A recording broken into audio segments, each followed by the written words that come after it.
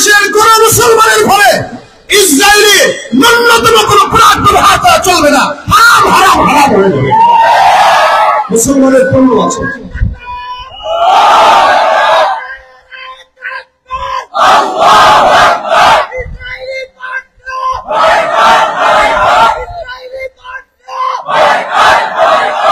পাবেন তো ইনশাল্লাহ?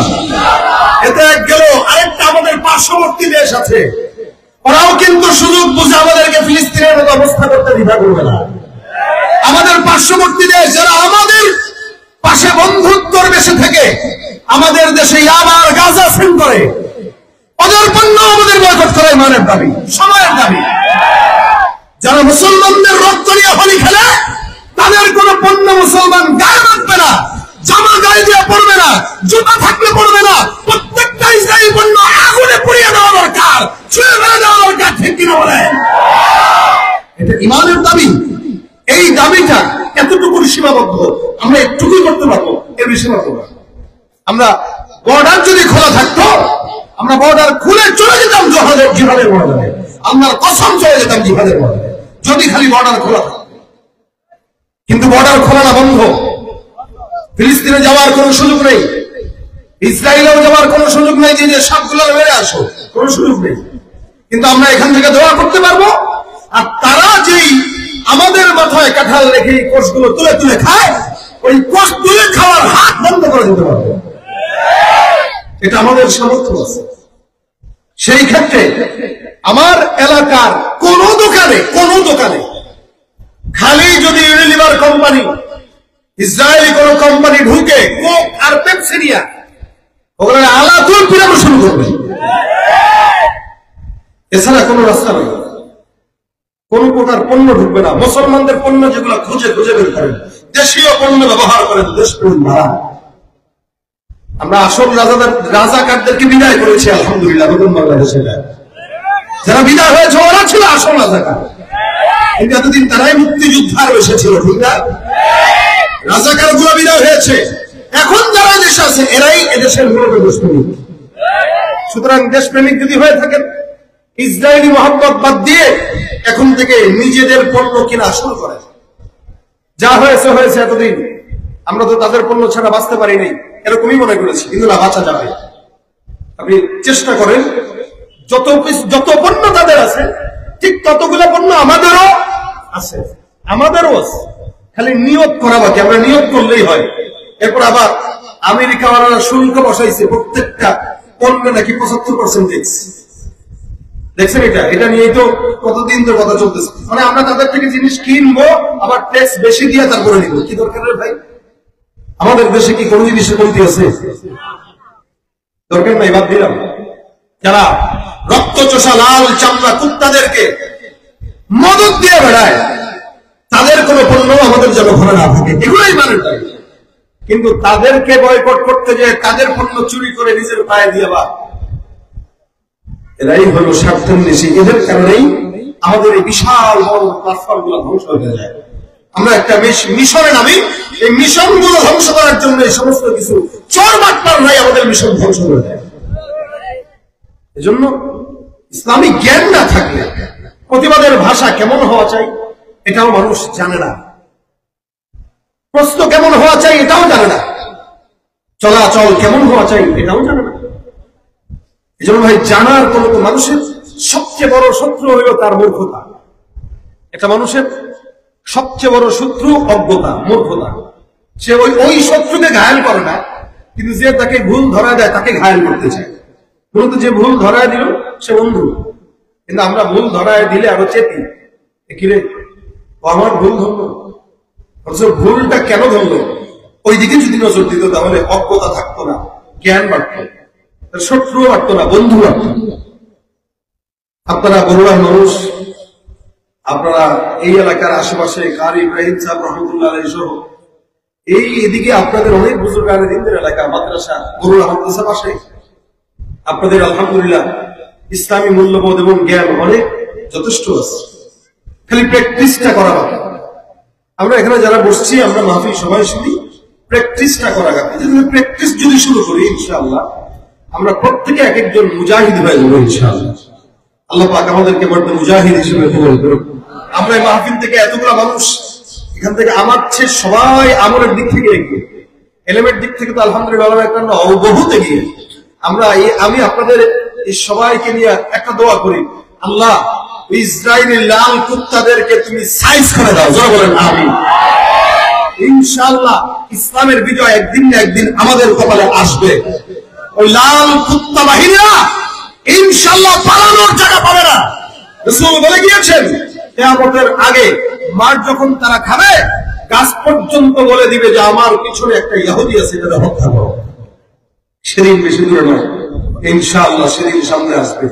তবে ভয় করা যাবে না, ভয়কে জয় করেই সামনের দিকে যদি আপনাদেরকে ডাক দেওয়া হয়, এখন বিশ্বের চতুর্দিক থেকে অনেক ডাক দিচ্ছে জিহাদের ডাক। হ্যাঁ, যদি আরো বড় পরিসরে ঐক্যমতের সঙ্গে যদি ডাক দেওয়া হয়, ইনশাআল্লাহ জিহাদের জন্য রাজি থাকবেন তো ইনশাআল্লাহ? ফিলিস্তিনের 7 বছরের শিশু থেকেও আমাদের জিহাদ শেখা দরকার। কারা কারা জিহাদের জন্য তৈরি থাকবো, হাত তুলে দেখা দেয়। নারায়ে তাকবীর, নারায়ে তাকবীর।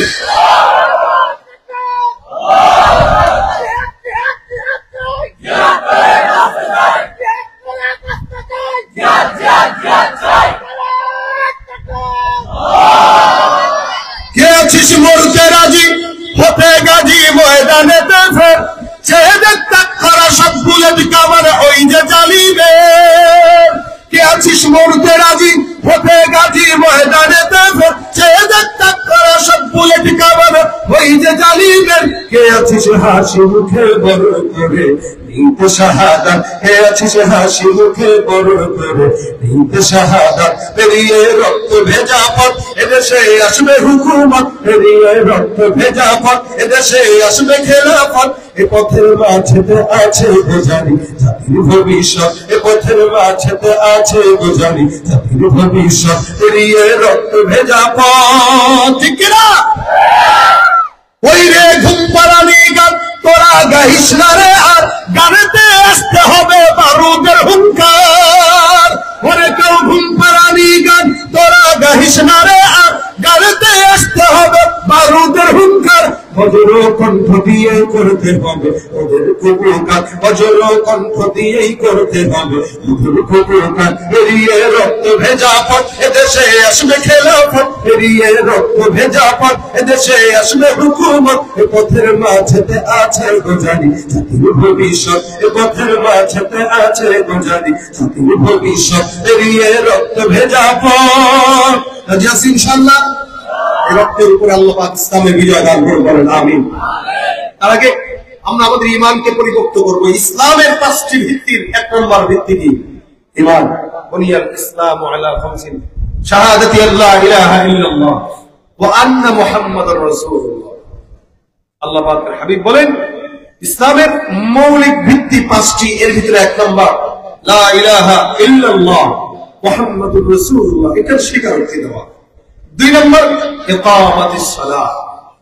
এখানে আমি সহ আপনারা যারা বসেন প্রত্যেকেই ঈমানদার আলহামদুলিল্লাহ। আল্লাহ পাক আমাদেরকে মুমিন বানিয়েছেন, ঈমানের গুণ দিয়েছেন।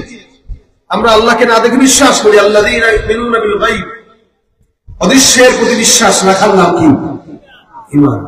আল্লাহকে দেখছেন আপনারা? নবীকেও দেখি নাই, জান্নাতও দেখি নাই, জাহান্নামও দেখি নাই।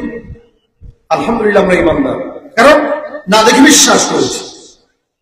এই বিশ্বাস আমরা যেমন আল্লাহকে না দেখে করি, অন্য অন্য ধর্মের লোকেরাও করে, তবে পার্থক্য আছে।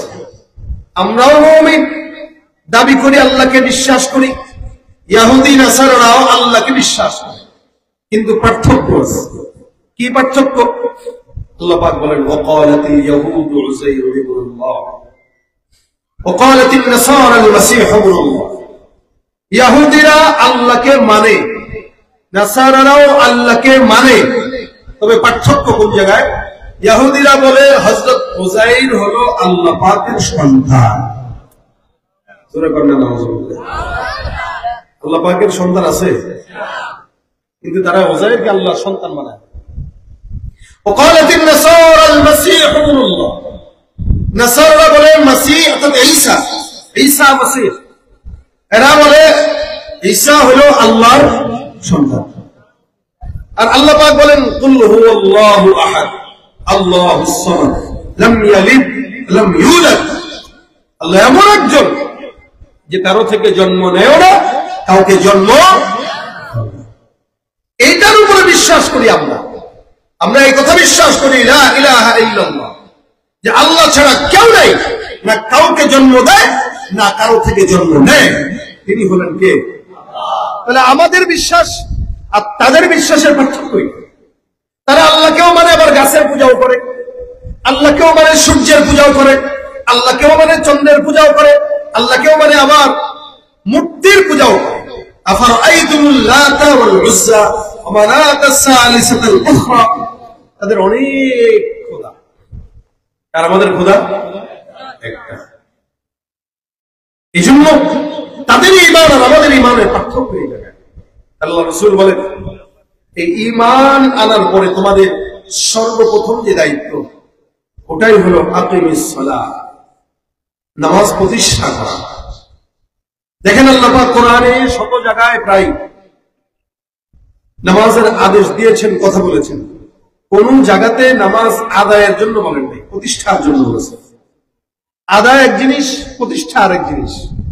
আদায় আমি নিজে পড়লাম, কিন্তু আমার ঘরের বিবি পড়লো না, আমার সন্তান পড়লো না, আমার কোনো নজরই নেই, এটা আদায়। আর প্রতিষ্ঠা হলো রাষ্ট্রীয়ভাবে আইন থাকবে, এদেশে নামাজের আজান হবে তো সাথে সাথে মসজিদে ঢুকতে হবে, এটা প্রতিষ্ঠা। সৌদিতে প্রতিষ্ঠা আছে, দোকানপাট আজান হয়ে গেছে যদি খোলা থাকে বাস গ্রামা লাগায় যায়। যারা বিদেশে থাকেন, সৌদি থাকেন, আছেন কি কেউ এরকম? সৌদি প্রবাসী, আপনাদের এই সমস্ত অঞ্চলে তো প্রবাসী ভাইরা অনেক। আমরা যখন যাই হজ উমরাতে তখন দেখি কুমিল্লা, বড়ুড়া, চাঁদপুর, টাকসাম, এই এলাকার মানুষ বেশি। এরা ভালো করে যাবে, ওখানে নামাজ প্রতিষ্ঠা আছে আজানের সময়, আর কিছু হোক বা না হোক দোকান বন্ধ করে নামাজ দাঁড়ায়, এটা প্রতিষ্ঠা। আমাদের দেশে নামাজ প্রতিষ্ঠা নাই। যদি প্রতিষ্ঠা থাকতো, সরকার থেকে শুরু করে প্রত্যেকটা এমপি মন্ত্রী আজান দেওয়ার সাথে সাথে নামাজ দাঁড়ায় যেত, প্রতিষ্ঠা নাই। আল্লাহ পাক এই জন্য বলেন প্রতিষ্ঠা করো, ইকামাতিস সালাহ আল্লাযীনা ইউমিনুনা বিল গায়ব ওয়া ইউকিমুনাস সালাহ। ঈমানদার যারা, তারা আল্লাহকে না দেখে বিশ্বাস করবে, তারপরে এই নামাজ আদায় করবে, প্রতিষ্ঠা করবে। সব জায়গাতে আল্লাহ পাক নামাজ প্রতিষ্ঠার কথা বললেন। আল্লাহ পাক জায়গায় জায়গায় বলেন আকিমিস সালাতা লিদুলুকিশ শামসি ইলা গাসাকিল লাইলি ওয়া কুরআনাল ফাজর ওয়া আকিমিস সালাতা তারাফাইন নাহারি ওয়া যুলফান মিনাল লাইল। আল্লাহ বলেন নিশ্চয়ই নামাজ আল্লাহর ইবাদত, ইন্নাস সালাতা তানহা আনিল ফাহশাই ওয়াল মুনকার। নামাজ এমন একটা ইবাদত যে ইবাদতটা বান্দার সমস্ত গুনাহ থেকে বান্দারে বাঁচায়। এখন সব গুনাহ কি? আল্লাহ পাক বলেন ফাহশা ওয়াল মুনকার। নামাজ ফাহিশা এবং মুনকার গুনাহ থেকে বান্দারা ইবাদত করে। ফাহিশা গুনাহ হলো ইচ্ছাকৃত মানুষকে গালি দিছেন, এটা ফাহিশা গুনাহ। কাউরে কষ্ট দিলেন, ইচ্ছাকৃত যে অন্যায়গুলো, নোংরামিগুলো মানুষ করে, এগুলো ফাহিশা কাজ। আর মুনকার বলা হয় ইবাদত মনে করে করে, কিন্তু আসলে ইবাদত নয়, ওটা গুনাহ। আমাদের দেশে মানুষ গীবতের গুনাহ করে কি করে না? শেখায়ত করে গীবত করে। কিন্তু কিছু কিছু ভাই আছে গীবতকে গীবত মনে করে করে না, নেকি মনে করে করে। কিভাবে? তো ভাই গীবত হয়ে যদিও এরপরে একটু বলি, শুনেন এই কথা বললেন শুরু করে। কোথায়? মসজিদে বসে করতেছে। মসজিদে বসে একসঙ্গে 10 জন মিলে তালিমে বসলো, তালিম শেষ, এবার শুরু করে দিচ্ছে গীবত। আমি আর গীবত করতেছে। আরে না, আমি আর গীবত না, আরে সামনে ডাকেন, তার সামনে বলতে পারবো, এটা আমার ইমানের দায়িত্ব, তার ব্যাপারে সতর্ক না। আচ্ছা ভাই, কোনটা সতর্ক কোনটা কি এটা বুঝতে হবে। গীবত কি? রাসূল সাল্লাল্লাহু আলাইহি ওয়াসাল্লাম বলেন আতাদরুনা মাল গীবা, তোমরা কি গীবত কি জানো? সাহাবারা বললেন না। আল্লাহ রাসূল ভালো জানেন। নবী বললেন যিকরুকা আখাকা বিমা ইয়াকরু, তোমার কোন মুমিন ভাইয়ের সম্পর্কে এমন মন্তব্য করা যেটা সে শুনলে কষ্ট পায়। আপনি এখানে নাই, আপনি বাইরে আছেন, আমার আরেকজন বন্ধু আছে, আমি তারা বললাম আরে মুখরে চিনো? চিনি। কি করছি? আরে কত কিছু কি না করছে, পাইলা করি, তোমার সাথে করছে, আমার সাথে করে নাই, আমার ভাইয়ের সাথে করছে। তো কোন ভাই? আরে আমি ভাইয়ের সাথে করছে বলতে একজনের সাথে করছে, সে আমার ভাইয়ের কাছে শেয়ার করছে। কথাটা বুঝছেন? একজনের সাথে করছে, সে তার ভাইয়ের কাছে শেয়ার করছে, তার ভাই তারে বলছে, এটা সে শুনছে, এখন বলছে সে কি পারতা। এই যে শোনা কথা, রাসূল বলেন কাফা বিল মারই কাযিবান আই ইউহাদ্দিসা বিকুল্লি মা সামিআ। একটা মানুষ মিথ্যাবাদী হওয়ার জন্য এতটুকু যথেষ্ট, সে যা শুনে তাই কি বলেন না কেন, সে যা শুনে তা কি করে। আমাদের এই সমাজে মানুষ অধিকাংশই যেটা শুনে ওইটা বলে, কোন মানুষের যাচাই নাই, বিশেষ করে ফেসবুকের জামানায়। এখন তো আর যাচাই বাছাই করার টাইম আছে না। যার হাতে একটা মোবাইল, সে এখন সাংবাদিক, সবচেয়ে বড় সাংবাদিক। এলাকায় কোনো কিছু হয়েছে, বাস ঠেকানো বাদ দিয়া মোবাইলে আগে লাইভ করে জানাই দিবে যে দেখেন এই কি। আগে মানুষ গুনাহকে গোপন রাখতো, এখন গুনাহ মানুষ প্রচার করে। আর যে জিনিস যখন গোপন থাকে তখন এটা ছড়ায় কম, প্রকাশ হলে ছড়ায় বেশি। এখন গুনাহের প্রকাশও বেশি, প্রসারও বেশি, ঠিক কিনা? এই জন্য প্রকাশ কম করবে। যে যত মানুষের গুনাহকে গোপন রাখবে, কিয়ামতের ময়দানে আল্লাহ তার গুনাহকে গোপন রেখে দেবে। সুবহানাল্লাহ, আস্তাগফিরুল্লাহ। আমরা গুনাহ করি না? আমার নাই? কোন মানুষ আছে বলতে এনে গুনাহ করেন? কে আছে বলেন? যদি মনে করেন বড়ুড়ার পীর সাহেব হুজুর যিনি এখন বর্তমানে, সে হয়তো গুনাহ করে না, না, অবশ্যই সে করে। তার কাছে যা বলেন, সে বলবে ভাই আমার মতো গুনাহগার কেউ নেই। আমিও বলবো ভাই আমার মতো গুনাহগার কেউ নেই। তাহলে আমি নিজে গুনাহগার, আপনিও গুনাহগার, আপনি আবার আমার গুনাহ নিয়ে আলোচনা কি করবেন? আপনার তো উচিত নিজের গুনাহ নিয়ে আলোচনা করা, তাও কি শুনে শুনে শুনে শুনে। রাসূল বলেন তোমার ভাইয়ের ব্যাপারে ওই কথা বলা যেটা তার অগোচরে বললা, সে শুনলো কষ্ট হইল। সাহাবা একরাম বলেন হুজুর ওই অন্যায়টা যদি তার ভিতরে থাকে, নবী বলেন যদি তার ভিতরে থাকে তাহলেই তো গীবত, আর যদি তার ভিতরে না থাকে তাহলে তো অপবাদ। গীবত তো তখনই হয় যখন তার একটা দোষ নিয়ে তুমি আলোচনা করতেছ। তাহলে এখন আসেন গীবত কার ব্যাপারে করতে পারবেন, সামান্য ব্যাপারে ধারণা দিয়ে দিই। দুইটা ক্ষতির ব্যাপারে গীবত করা যায়।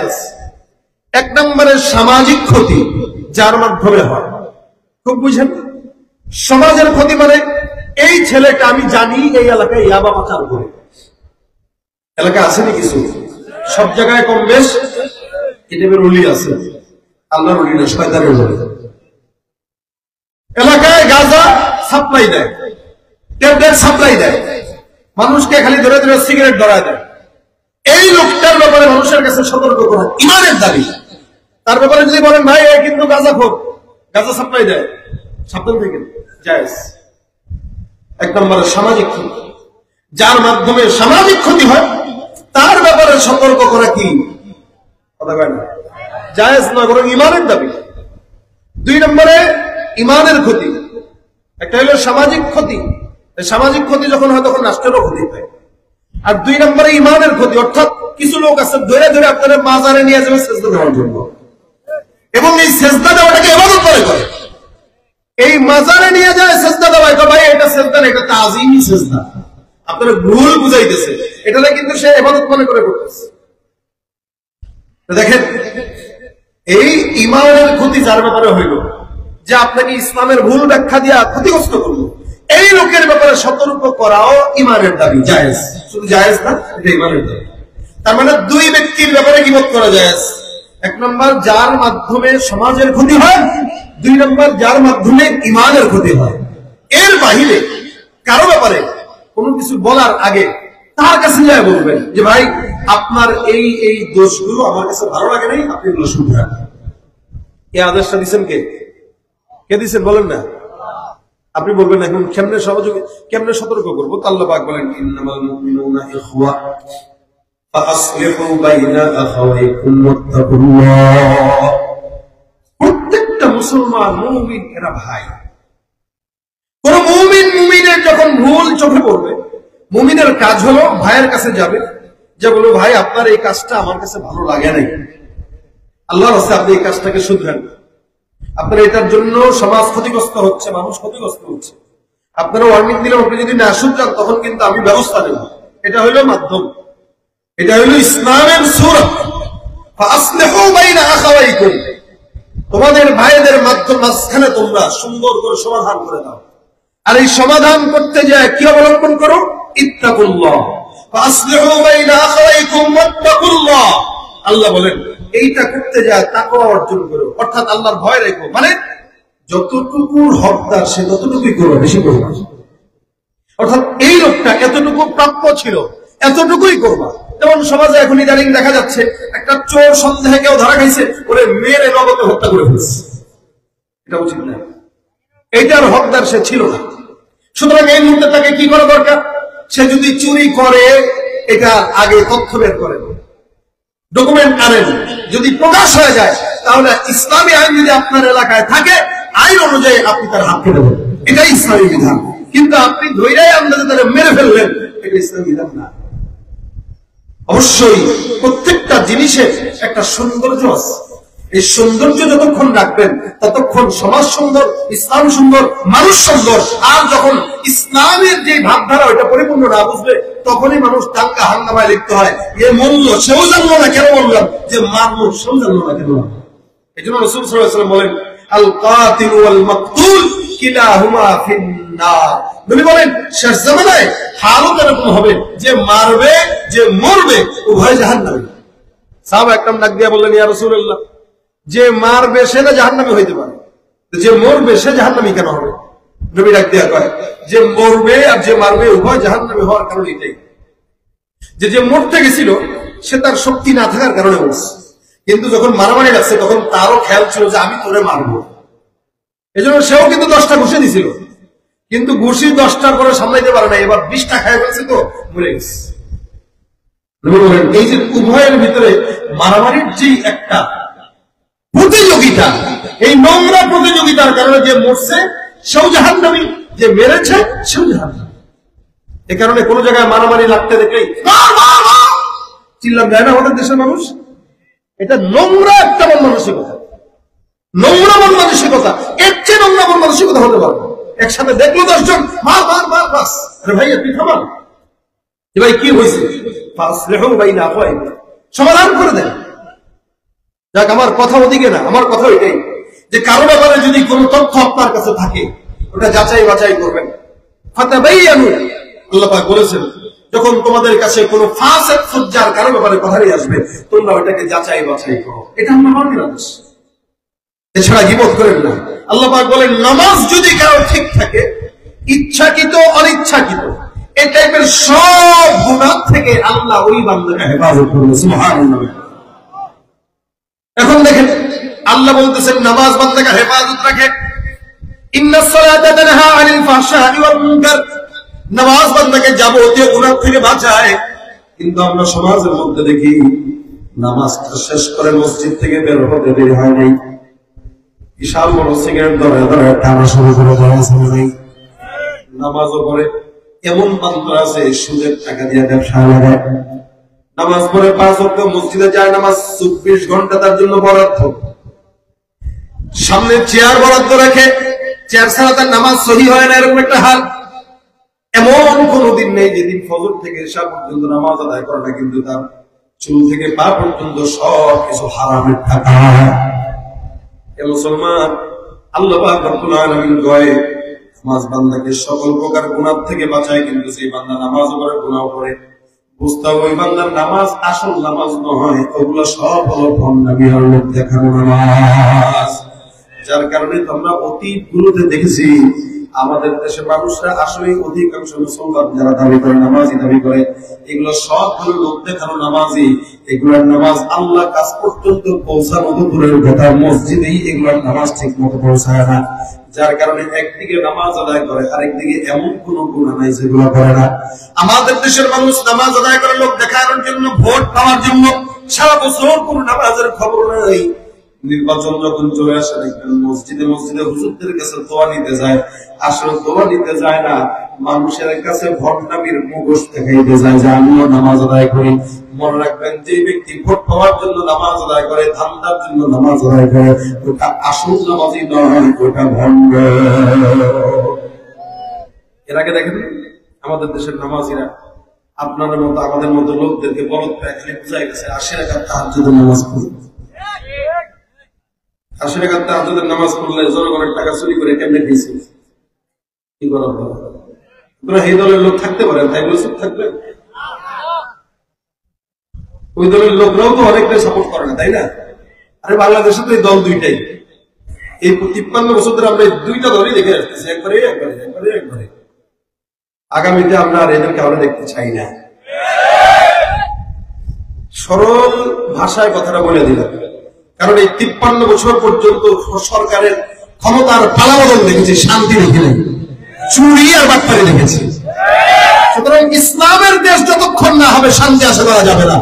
একদল আসবে আরেক দল যাবে, হাত পালাবদল হবে, চালাস পালাবদল হবে না, ঠিক কিনা ধরে? যাদের হাতে যায় ক্ষমতা দেশ যেন বাপের ভিটা, রাখতেছে শুরু করে বিদেশিদের পাচাটা। যাদের হাতে যায় ক্ষমতা দেশ যেন বাপের ভিটা, রাখতেছে শুরু করে বিদেশিদের পাচাটা। বিদেশিদের কথা মতো চালায় ওরা নিজের দেশ, বিদেশিদের কথা মতো চালায় ওরা নিজের দেশ। দেখতে দেখতে ঘুমায় গেল আমার সোনার বাংলাদেশ। রাগ করছেন আপনারা? রাগ করছেন, হাতটা তুলে দেখেন। কেউ রাগ করেন নাই? কেউ দিল না সবাই নিল, আমরা যে কলর বলদ, সারা বছর নেয় না খবর, নির্বাচনে খুব গরম। কেউ দিল না সবাই নিল, আমরা যে কলর বলদ, সারা বছর নেয় না খবর, নির্বাচনে খুব গরম। নির্বাচনের আগে নেতা ধরে কত রকম দেশ, নির্বাচনের আগে নেতা ধরে কত রকম দেশ। দেখতে দেখতে ঘুমায় গেল আমার, দেখতে দেখতে ঘুমায় গেল, দেখতে দেখতে ঘুমায় গেল আমার সোনার বাংলাদেশ। একে একে শেষ করেছি সবার দেখা হইল শেষ, দেখতে দেখতে ঘুমায় গেল আমার সোনার বাংলাদেশ। ঠিক কিনা? আর আবার নামাজের গল্প যারা শুনে গেছে, এরা 80 রাকাত তাহাজ্জুদ পড়লেও না পড়লেও এটা বুঝে গেছে যে তাহাজ্জুদের গল্প শুনাইলে দেশে ভোট পাওয়া যায়। কি বলে কথাটা? তাহাজ্জুদের গল্প শুনাইলে দেশে মানুষ ভোট দেয়, তার মানে বুঝে গেল দেশের মানুষ তাহাজ্জুদ প্রেমিক, নামাজ প্রেমিক। যারা নামাজ পড়ে এদেরকে ভোট দিতে চায়, কিন্তু আসল নামাজ এদেরকে দেয় না, ভণ্ডদের কাছে চলে যায়। এই জন্য নামাজ কোন ভোট পাওয়ার জন্য বিষয় নয়, নামাজ কোন ধান্দাবাজের বিষয় নয়, নামাজ মানুষকে দেখানোর বিষয় নয়। উসজুদু লিল্লাহি ওয়া'বুদু, এটা আল্লাহকে দেখানোর জন্য, এটা আল্লাহর জন্য করার বিষয়। ইন্না সলাতি ওয়া নুসুকি ওয়া মাহইয়ায়া ওয়া মামাতি লিল্লাহি রাব্বিল আলামিন। নিশ্চয় আমাদের নামাজ, কুরবানি, রোজা, হজ, হায়াত ও সব কিছু কার জন্য? এই জন্য মসজিদে নামাজ যখন পড়তে যাবেন তখন মাথায় একটা খেয়াল রাখবেন যে আমি কার ঘরে যাচ্ছি। কারণ মসজিদ এটা দুনিয়ার কোন মানুষের ঘর নয়, আল্লাহ পাকের ঘর। এই আল্লাহ পাকের ঘরে আল্লাহ পাক নিজে বান্দাকে ডাক দেয় হাইয়া আলাস সালাহ, এই ডাক দিয়া। আজানের শব্দ তো এগুলো ছিল না। আজানের শব্দ কি হবে এটা নিয়ে সাহাবা আজমাইন এবং রাসূলের মাঝখানে কথা হচ্ছে। নবী বলেন, এই আজান কেমনে দেওয়া যায় বলো? সাহাবারা কয়, হুজুর আজানের সময় হয়ে গেলে একটু ঘন্টা বাজায় দেন। রাসূল বলেন, না না, ঘন্টা বাজাতে হবে। আরেকজনকে, হুজুর একটা আগুনের ফুলকি জ্বালায় দিয়ে। নবী বলেন, না, এটাও পছন্দ হয় না। এক সাহাবী ঘুমাইছে, ঘুমের ভিতরে স্বপ্ন দেখছে আজানের শব্দগুলা কোন ফেরেশতা তাকে শোনায় দিচ্ছে। আল্লাহু আকবার, আল্লাহু আকবার, ধ্বনিগুলা কোন ফেরেশতা তাকে শোনাই দিচ্ছে। আব্দুল্লাহ ইবনে যায়েদ ইবনে আব্দুর রাব্বি ঘুম থেকে উঠে রাসূলের কাছে দৌড় দিয়েছে, ইয়া রাসূলুল্লাহ, আমি আজানের এই শব্দগুলা ঘুমের ভিতরে শুনতে পেয়েছি। নবী কয়, পছন্দ হয়েছে, আজকে থেকে এই শব্দগুলো দিয়ে ডাকাবে। বেলাল বলে, জি হুজুর। দাও শব্দগুলো একটু উচ্চারণ করো। তো বেলাল শিখে গেছেন। বেলাল আজান দিতেন, বেলালের আজানের আওয়াজ খালি গলায় মদিনা থেকে 9 মাইল দূরে শোনা যায়। 9 মাইল। আপনার আমার মাইকের আওয়াজ যায়নি 9 মাইল দূরে? এই মাইক যায় 1 মাইল দূরেই যায় না, যায় রাখে। কিন্তু বেলালের আওয়াজ 9 মাইল দূরে শোনা যেত। আল্লাহ পাক পৌঁছাইছে গোটা বিশ্বের বুকে। প্রত্যেকটা সেকেন্ডে সেকেন্ডে আজানের ধ্বনি ধ্বনিত হয়। আপনার এই হিসাবটা বুঝাই দিলে বুঝবেন। আপনারা বড়ুরা এলাকার মানুষ রমজানের শেষ পর্যায়ে এসে ইফতারি করছেন কয় মুহূর্তে? কয়টায়? 6টা? 8-এ? আমি রমজানে লাস্টে গ্রামে গেছি, আমার দেশের বাড়ি যশোর মাগুরায়। তা আমরা মাগুরাতে ইফতার করেছি 6:22-এ, আপনারা করছেন 8-এ বা 10-এ, ধরলাম 8 আর 22, তাহলে এই যে 10-12 মিনিটের পার্থক্য।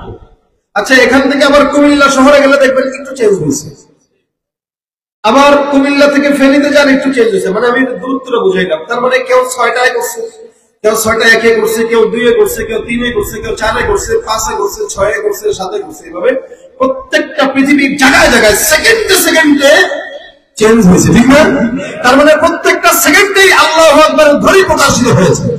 এভাবেই প্রত্যেকটা সেকেন্ডে সেকেন্ডে গোটা বিশ্বে আল্লাহু আকবারের ধ্বনি ধ্বনিত হয়। সুবহানাল্লাহ। এত বড় কুদরত আল্লাহর রব আপনাকে এই আযানের ধ্বনির মাধ্যমে ডাক দেয়। কার ঘরে? তার ঘরে। এরপরেও আমরা আযানের ধ্বনি শোনার পরেও বাসায় বসে থাকি। আমাদের দেশের ফজরের নামাজের দিকে তাকাইলে মনে হয় দেশে সব নাস্তিক, আর জুমার নামাজের দিকে তাকাইলে মনে হয় দেশে সব ইমানদার ভরা। কথাটা বুঝতে পারছেন আপনারা? কেমনে বলেন তো? জুমার নামাজে 5 তলা মসজিদটাও ভরে যায়, 5 তলা মসজিদটাও ভরে যায়, আর ফজরের নামাজে 5 জন লোককে দেখা পাওয়া যায় না। তাহলে যাদের নামাজ ঠিক নাই তারা ইসরায়েলের বিরুদ্ধে জিহাদ করবে। এই জন্য ভাই নামাজ ধরেন। নামাজ এটা প্রত্যেকটা বান্দার জন্য নফল নয়, সুন্নত নয়, কি বলেন নাকি? ফরজ। আচ্ছা, একটা হলো জরুরি আর একটা হলো ফরজ।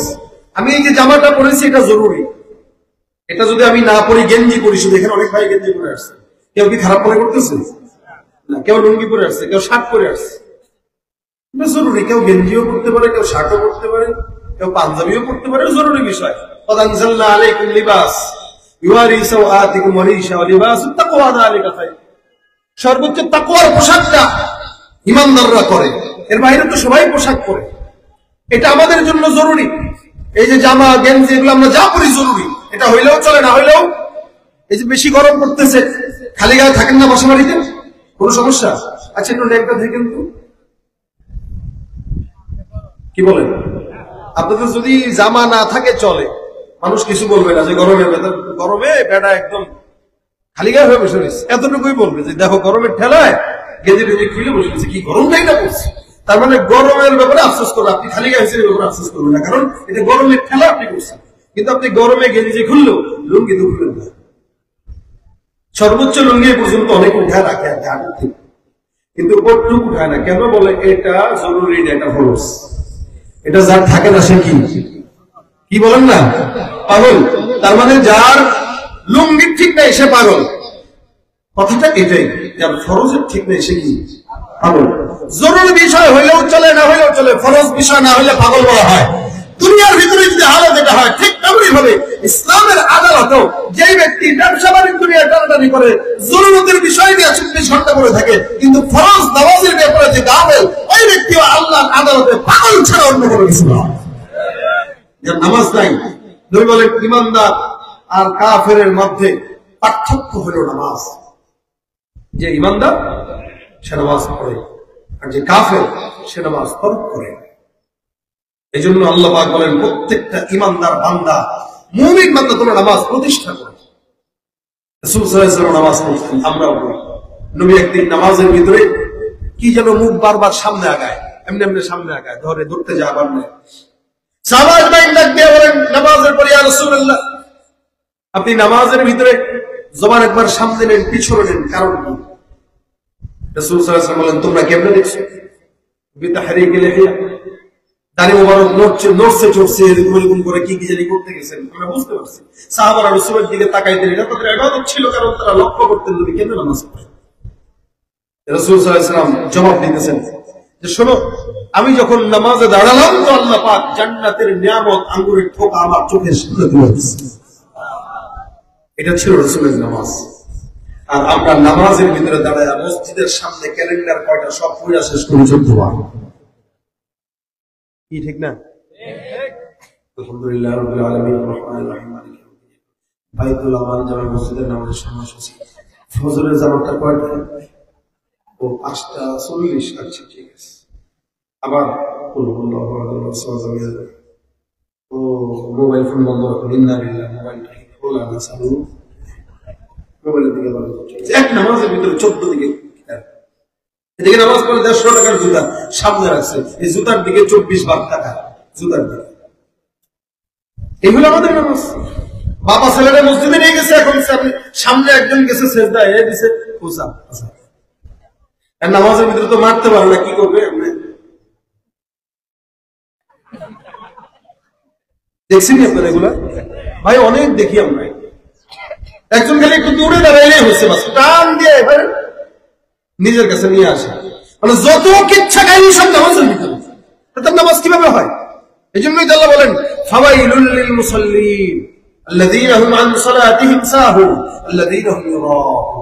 ওরা যারা নামাজ পড়ে, সমস্ত নামাজীদের জন্য ধ্বংস, কারণ এরা নামাজে আলসামি করে, এরা মানুষকে দেখানোর জন্য করে। এই জন্যই তো আমাদের দেশে ফজরের জামাতের একটু যদি লম্বা হয়, পিছনে সব যক্ষা রোগী সিরিয়াল ধরে কাশা শুরু করে দেয়। আর রমজান তো দেখছেন আপনারা, তারাবির নামাজ পড়ছেন, যে মসজিদে যত বেশি 5G গতি, ওই মসজিদে মুসলিম যত বেশি।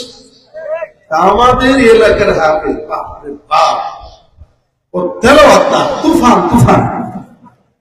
ও যে আলহামদুলিল্লাহ পরে 10 দিন পরে মাঝখানে কি পড়ে হে বুঝে না, আমরাও বুঝি না। এর পিছনে পড়বেন গিয়ে 2 ঘন্টা তেলাওয়াত, পিছনে নামাজ পড়ে কি টাইম আছে নাকি? তারাবি পড়া পড়ি যে দিকে বেশি, আল্লাহ বুঝবো মন করে সব দিব, আল্লাহ বুঝবো। এই জামানায় তারাবি করতেছে, কত বড় শয়তান। এই জন্য আল্লাহ বলেন কিছু কিছু মানুষকে রাসূল আপনি দেখবেন ওয়াইদা কামু ইলাস সালাতি কামু কুসালা, কিছু আছে যারা এদেরকে দেখবেন এরা আলসামি নিয়ে নামাজে দাঁড়ায়,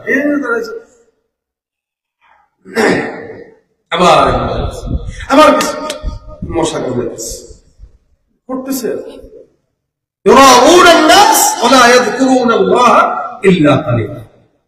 আল্লাহ পাক বলেন এরা মানুষকে দেখানোর জন্য নামাজ পড়ে। এই নামাজ কিয়ামত পর্যন্ত করলেও জান্নাত কোনদিন জুটবে না। অথচ রাসূল বলেন ইফতাহুল জান্নাতিস সালাত, নামাজ এটা কিসের চাবি?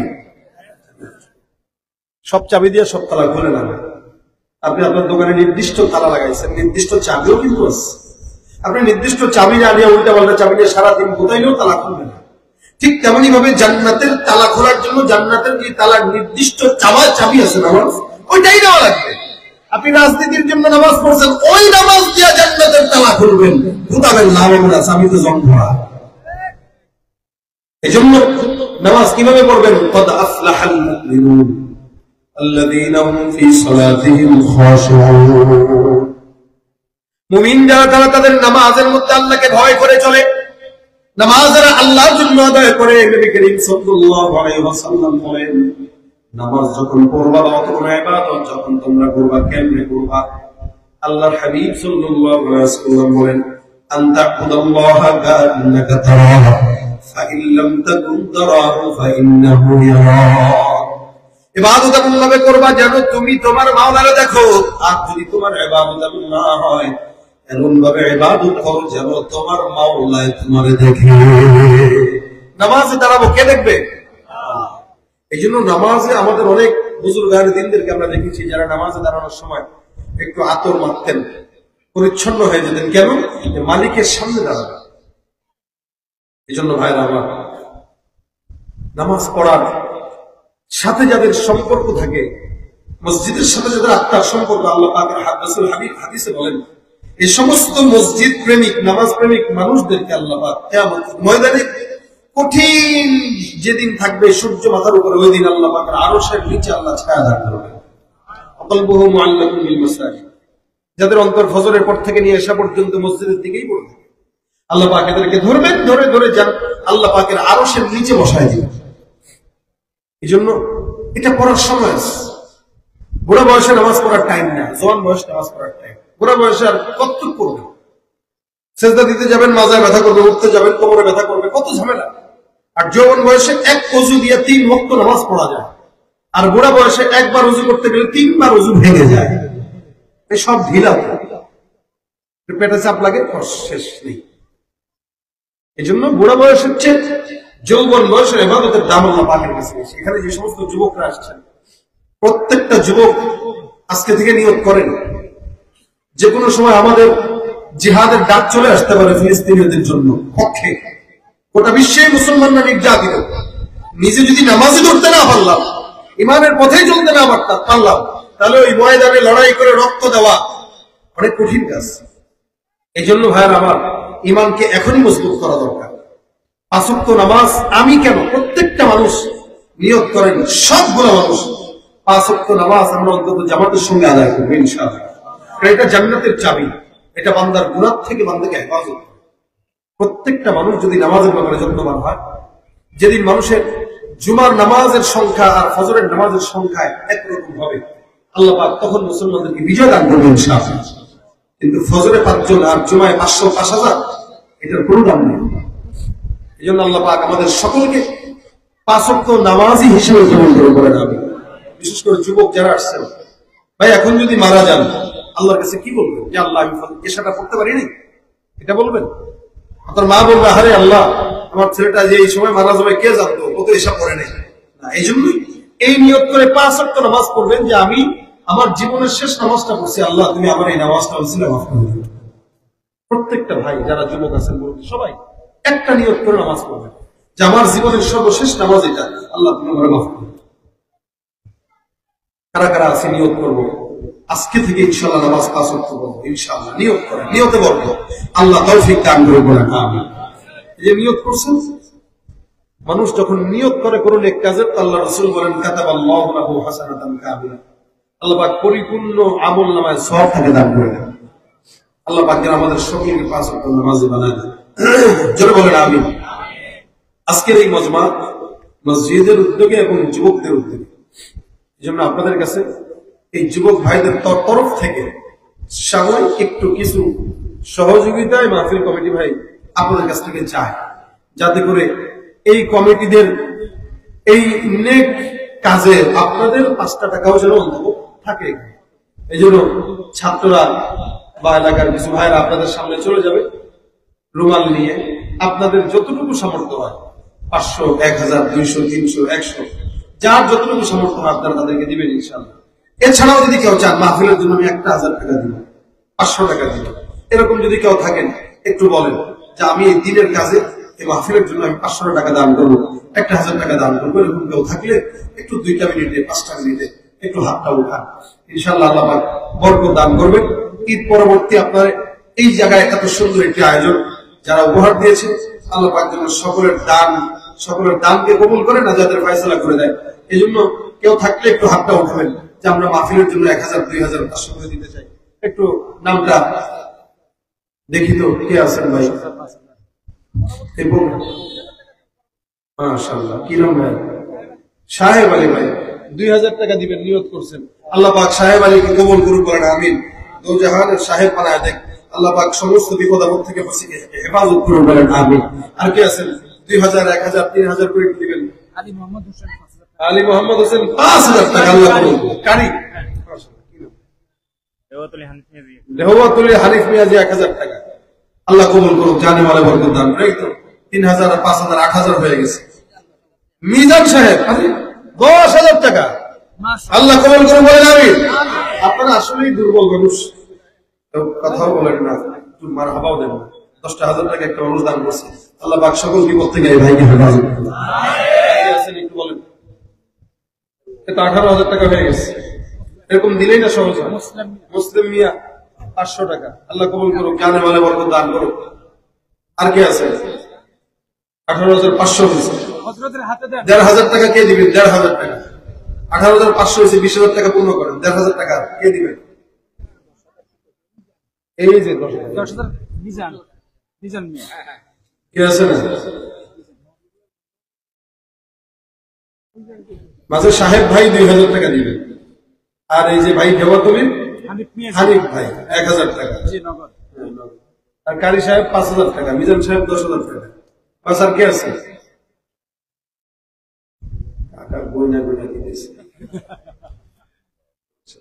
কি নাম? 1,000 দিতে গেছিলেন? সুরজ মিয়া ব্যাপারে 500 টাকা আছে, আল্লাহ কবুল করুন। 19,000 হয়েছে আলহামদুলিল্লাহ। কে আছে না? সুরজ মিয়া কত? আর কে আছেন? কে আছে না? 2-4,000, 5,000 করে একটু হাতটা উঠান।